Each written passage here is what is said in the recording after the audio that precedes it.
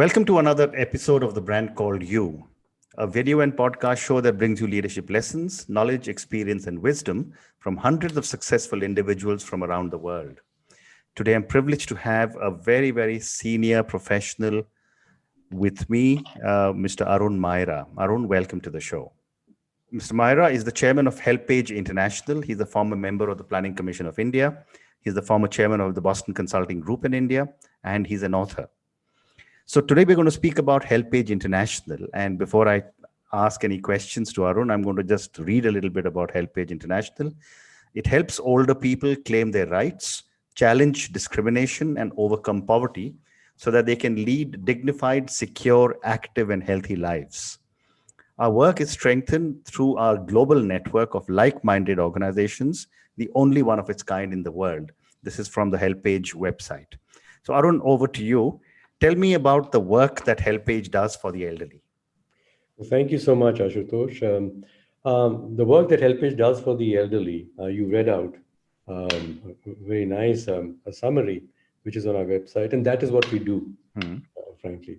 But the heart of it is to make older people feel more valued themselves, value themselves more, and feel more valued by society. Okay.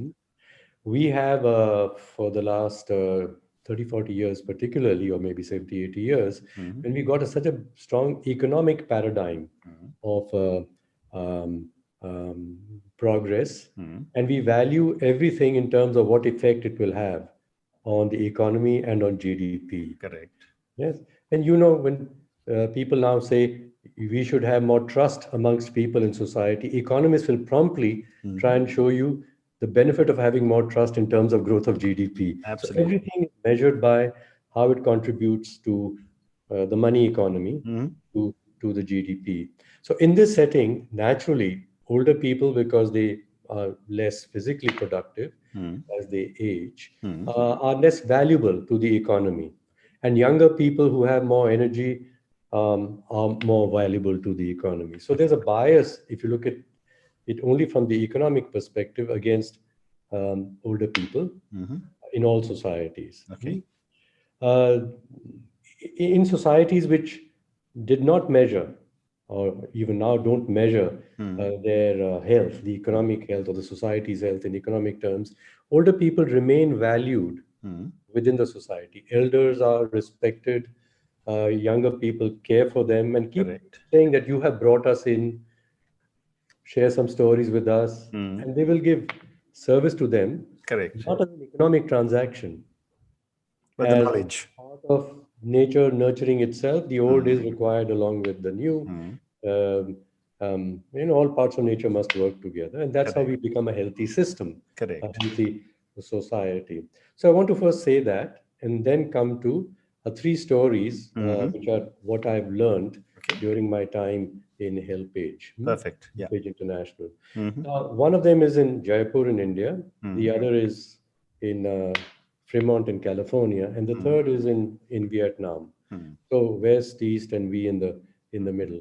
The one about in Jaipur is long before I was with HelpAge, and this was in the year 1999 when I was still a consultant in the United States, a strategy consultant in the United States, and I was at a CII national conference in Jaipur where I was asked to speak about the changing world, and India was joining the markets and go on. So we, as an international consultant, help people to think about business opportunities in India. Now, India, like poorer countries, was an attractive market for people looking for new markets because the unfulfilled needs are so many. And so here at the same conference, there was an enterprising person, and he already had success in the United States, who proposed to the big gathering that what India needed was old people's homes.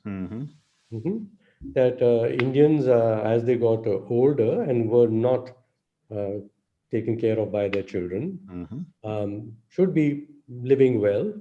Okay. And so there's a business opportunity in creating old people's homes. Okay. And this is when I began to worry about something in my mind, which I have now become very clear about much later, is the 3% and 97% economies. Okay, the people who have money can afford to buy things which these entrepreneurs offer us, which are sold for money.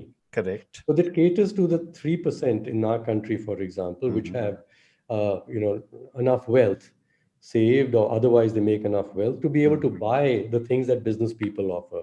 Right. Public goods, um, education and public health, for example, should not be converted into businesses. Okay. Because the majority of people who need them most of all are the people who, only if they get good health and good education, can participate in the market economy. Right. All right. So do not consider any need of society or every need of society as a business opportunity. Correct. Okay. Now I come to the second story, which is Fremont in California, where a builder of new properties and estates, or they're very wealthy people in the U.S., was creating this big wealthy,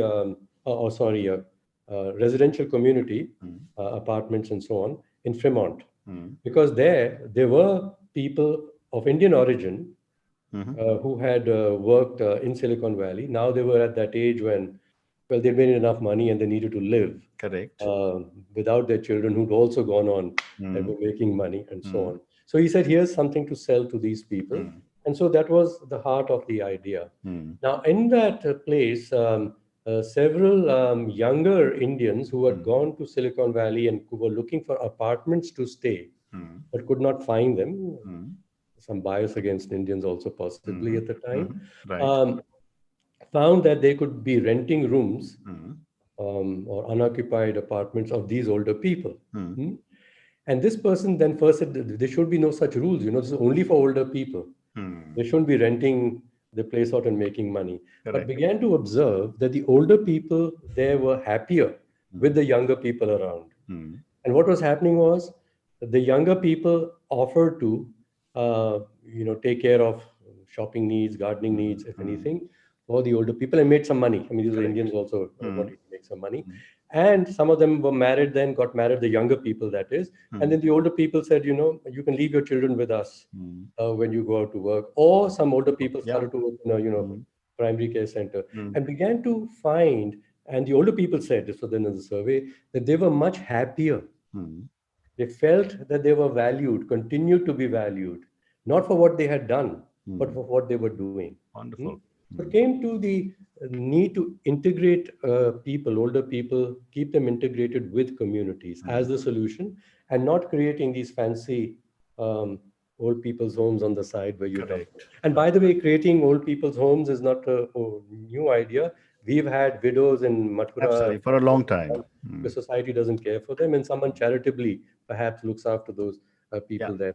So come back to the reintegration of all generations together. So this is a mission that we are on to tell people that the solution to the older people's needs is not creating more infrastructure for them, separate infrastructure for them, and so on, is helping society to learn again the value of all generations being together. It's a hard slog, maybe, but it's catching on. You'll be surprised. It's catching on. Even the US, like I told you the example of Fremont, and elsewhere too, that is the solution. I come to the third example, which is in Vietnam, which is one of the many countries in which HelpAge has been directly operating. Yeah, we've got partners and they operate all over. There are a few places where we've had our own programs because they are seminal programs in terms of doing something very differently. Right. In this case, it was the government of Vietnam. It happens to have been a communist government, which had this thing that, all citizens must be taken care of, public services. So in their philosophy, Vietnam, women have their own associations and the government works through women's associations to ensure that women's needs are met. And they had created by law older people's associations. Okay. So every village and every city is required to have an older person's association. And when we came from HelpAge, we said, what if we can equip these older people to make their own meetings together more enjoyable? also then use those meetings to put into them ideas about, physical health and taking care, let doctors visit them and talk in their meetings to them. It's something that they need. And so it's not a thrust of a government service that you must take care of health in this fashion. It was they learning together with the experts who could help them. And in the best of these communities, what was found was that the community around began to find that this convening of people who were spending some time together thinking about each other was a very good place for other social workers to say, if we came in here, we could understand what the community needs via the conversations of these people, and also perhaps use these people as evangelists, the older people who are still somewhat respected, as the new ideas Very interesting. of taking care of each other, as well as modern medicine and education and so on. So they became nodes of change. Now that made them so valuable, to the government, to the community, and so there are the three ideas here. It's about telling the world that the older people of the world, and we are going to have many more of them because of the success of our economic models of better healthcare, better incomes for people, and so they can, take care of themselves and live longer. The fastest growing demographic in every country, including India, is not young people; it's older people. True. And we must consider them as they are indeed the world's fastest growing and least used resource. We consider them as the fastest growing burden, but actually they're the Very fastest well said. used resource Very, very well said. in the world. So spreading these examples around, like the ones I shared with you, it's changing lots of people's minds, because most charities are organized with that notion of charity. Just, provide something that people need, and this is, you feel good about it. Given food, or we create in some shelter, and so on. Actually, just switch it off. Older people don't want charity. Correct. And I would say no human being really feels dignified in receiving charity. Older people want dignity. Correct. And they'll get dignity if they are valued, and they will be valued when we recognize that they have value. Absolutely. So, if you I don't know if you saw that old movie called The Intern, Robert De Niro and Anne Hathaway. Yes. I mean, that really started to redefine the way older people should be looked at. And I remember writing a paper saying it said experience does not get old. Yes. And I do believe that all over the world, older people are beginning to reintegrate themselves. But I want to ask you a question. I was talking to someone yesterday who's a scientist, and he said that with gene alteration, etc., that's going on, we could expect to live between 125 to 150 in the next 30, 40 years' time. What happens to the definition of old age then? I'm going to share some things with you. The three stories I said about different places. And then I'm going to say there are three sort of personal stories, which will answer help to answer your question. The first is, of course, broadly what I'm learning through HelpAge, as I mentioned. The other two personal ones are to do with my mother and with me. I'm now 77 and I don't feel old at all. You don't look that at all. Says that I don't feel old at all. My mother was 22 years older than me, and she passed away the year before last in 97. And I remember I always felt that there was something about her that challenged me. And what was it? It was that she was questioning what I knew and what I was learning, and asking me questions to which I did not have answers about new things that she had learned around. So, and she said this to me. I remember when after in the mid 90s, and we said, brother said, look, physically your body's so old. Let's put you into a nicer older person's home. It was very nearby, run by HelpAge actually, in GK. And we showed her it was very lovely, but there were other 4 or 5 older people living there, well taken care of. And she refused. She said, I'm going to keep staying in my own place, where she was worrying about her own garden herself and didn't have any full-time help, but she cooked and stuff. And what she said was, I want to add life to my years. I don't want to add more years to my life. Very and well she said. said, living, Arun, is learning. As soon as you stop learning, you have stopped living. You've stopped. So this curiosity that I was just telling you about, for her was the evidence of life. And if you can keep your curiosity up and learning up, you will live well till whenever your body has to stop to live. And so I've written a book of poems which has just come out. It's called Listening to My Mind. And in this, I've got a long ode to my mother in here. And I had written this when she was 90, which is already 9 years ago, at which time she had been already telling me often that, "Look, don't send me gifts and cards. Share with me something that you have made yourself, something you've written yourself, something you've drawn yourself." In other words, keep your mind active. And so that was like an annual making me do something. Of course, I began to enjoy the things that I was doing and the things that she was asking me to do also, suggesting that I do also. So this poem to her, this ode to her, the title is Neotheny. Okay. Now, what is Neotheny? Neotheny is a Greek word which meaning is holding on to life longer. And it was used by evolutionary biologists when they were trying to discover what enables nature to produce new things and innovations, which we in our human minds find hard to do, seem to be stuck in old ideas. And so they found that those species that let their children keep learning longer, as a proportion of their whole lives, are species that have evolved higher level capabilities. And as you can see, you have birds. I mean, they'll just take care of the chicks till the chicks fed, and then say, go fly off and look after yourself. And same with animals. Human beings, we encourage our children to keep learning. And therefore, you might say in more evolved societies, human societies, the time that children spend on education is much longer. In fact, they seem to be sometimes learning all their lives. Correct. Okay, that's the Correct. point. Correct. And so Neotheny. So I written this ode to her, Neotheny, because when I told her that, Mom, what you have been teaching me is Neotheny. She says, what is Neotheny? So I said, it's a Greek word. She said, how do you spell it? So I said, why do you want to know? She said, because I want to find out more about it. She wrote it down and she started to explore and then began to discuss Neotheny with me, you see.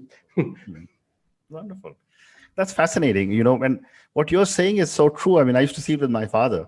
He was a retired brigadier, and he was my biggest critic for all my books. And he was always the first one to read them, because he also said exactly what your mother said. Share with me what you are doing rather than anything else. So, I completely relate to what you have said. But, Arun, given the time we have, I want to also talk to you based on your incredible experience, your amazing journey. A few questions for people who are beginning to hit the age of, say, 60, 61, 62. And a lot of them who are probably my vintage are struggling because they haven't planned for the word retirement. And in India particularly, retirement is like a taboo. You ask someone who's 55, what are you going to do when you turn 60? And they say, I'll cross the bridge when I reach it. So I have a couple of questions for you on this, because you have done so many different things. At what stage of a person's life should one start to plan for superannuation, given the fact that our life post 60 will be almost equal to our life, which is the working life, 35 odd years? So not everyone lands into roles which can give them life for another 20 years. At what stage should one start planning, and how should one do it? Let's say, you have had a long career corporations, as a career with corporations, long years with one, in which the concept of retirement comes, and maybe your corporation, being a world-class one, said 58 or 60 years, you must retire and get more young blood in. Most of them, you must retire 62, 63. Correct. That's superannuation. Absolutely. That's right. So you think about, just working like a slog in one thing, and then every few years you get one mark up, another mark up, and hopefully you got a pension on the side, and then good golf set you learned, and then you can play golf after that. Correct. Today, I've been finding for the last 20 years that people who are in their early 20s or 30s even, like in the consulting company I was, as well as mostly people who went into entrepreneurship and starting new enterprises, at about 30s they're thinking of retirement because they made enough money for it. Mhm. So here are people asking me, what do I do with the rest of my life? So imagine this, Asutosh, that they are going to physically live longer than before. Yes. And they are not even waiting until 50 or 55 to ask this question. Now, what do I do with the rest of my life? They Right. are forced to ask it very early. And why is this so? Because they didn't, as they were growing up, keep asking themselves, what is the purpose of my life? Correct. What is it that I really wish to do through my life? And the answer to it may change because you discover new things about the world and about yourself, but always anchoring on the purpose of your existence. And the purpose of your existence cannot be just to serve someone else according to the standards the other person sets and then pays you money which is fair for the standard of work that you deliver, in which you are just a cog in a machine. You're not a living human being. So I might say this rather strongly because, yes, I have been myself in the corporate world and consulting to people in the corporate world, Correct. that whole idea of what work is, that work is something that you do for money, is the one that forces you then to ask this question, what do I do with my life Correct. after you stopped work? And so I say, you must, if you haven't asked your question any time in the life, like I tell these people who are 30 or 35 come, I say, well, you should have asked this question when you were 9 or 10. Someone made you think about it when you were 20, 25, surely before you started getting into, serious education. You should ask yourself, what is it I really want to do in life? But, we are forced to do those courses which will enable us to get more money, True. success, True. and for be a doctor, be an engineer, be a management consultant or something and the other. So it's not about what you really care about. It's not a flowering of yourself. So we're talking books of poetry. Robert Frost is my favorite poet. Correct. And he has this wonderful poem about avocations and vocations. That you have to make your avocation your vocation. What you care about Correct. deeply as a human being, which enables you to flower, not your money in the bank to flower, not your positions and Correct. ranks in society to flower. That is what you must pursue. Ask yourself this question at 60, 65. I mean, I had to ask myself this question many times in life. And certainly I had to ask it again after I retired, even from the Planning Commission, Yeah. by which I was already almost 70. I'm still asking myself, what is Absolutely. it I care about the most? Correct. What is it I want to learn about the most and to be better at doing the most? Absolutely. Neoteny. Yeah. Very well said. So I just got one last question for you, given the time that we have. You as chairman of HelpAge International, there's a lot of work going on, that HelpAge is doing across the whole world. When you come down to India, what is your perception of the kind of stuff that elders or senior citizens need that is not being provided to them? I'm going to use what I said to you earlier. Sure. As that. If I look at need in terms of, okay, they need, as you said, more decent spaces to live by themselves and so on. We are going down the wrong path. Economically, it is not viable. Correct. As it is, our country hardly can afford. We have to take care of even more obvious needs of even younger people, like education and Right. health of everybody. So to go down that path about thinking of needs in terms of physical needs is wrong. Also, that doesn't solve the real problem of older people have. If they are isolated like that, by the way, dementia grows much faster. Loneliness is the greatest disease for older people. And then, now you've got scientists trying to say dementia, now find medicines for dementia. Then if we go down that path, we'd be having to then say we have to procure dementia medicines and make sure every older person gets it. Absolutely. Go down to the basic fundamental. It's like yoga. Start breathing well and you won't need all that stuff. Absolutely. So start breathing in society around you and let them breathe you in also. Breathe the wisdom, the experience of older people. Society becomes healthy and you will be healthy. So this is what we have to change. It's an idea that must change. I will have to stop now, but I think the very powerful message that I've got from you today is that I think the biggest challenge for senior citizens is inclusion. Yes. If the senior people are included by the younger people in society, in businesses, more for their experience, rather than, as I used to tell my colleagues, young people, that I've got older legs, so I'll be a goalkeeper. I'll make sure nobody can shoot the goal. You go ahead and play the game. But I think this has been a very, very interesting interview. I love your comment that your mom told you that she wants to add life to her years rather than years to her life. I think that's a very, very powerful message. I wish you lots of good health, Arun, and I'm sure there's so much more that you'll continue to keep giving back to all of us. Thank you again. Thank you so much, Ashutosh. And have a good game, huh? Thank you.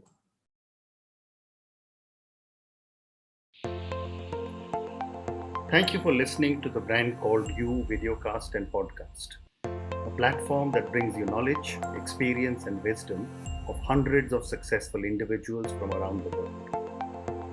Do visit our website www.tbcy.in to watch and listen to the stories of many more individuals. You can also follow us on YouTube, Facebook, Instagram, and Twitter. Just search for The Brand Called You.